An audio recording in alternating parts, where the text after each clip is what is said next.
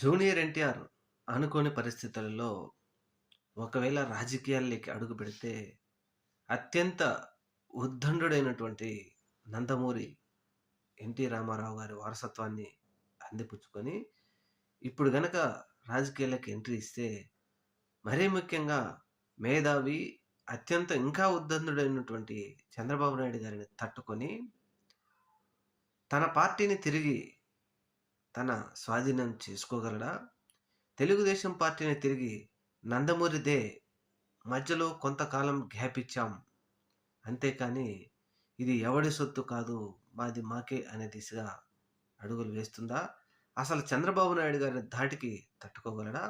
ఆంధ్రప్రదేశ్ రాష్ట్రంలో ముఖ్యంగా దేశంలో చంద్రబాబు నాయుడు గారి పవర్ ఏమిటో జూనియర్ ఎన్టీఆర్‌కి ఆల్రెడీ తెలుసు. మరి ఒకవేళ పాలిటిక్స్‌లోకి వస్తే దీనిని ఏ విధంగా జూనియర్ ఎన్టీఆర్ అడ్డుకోగలుగుతాడో చూడాలి మనం.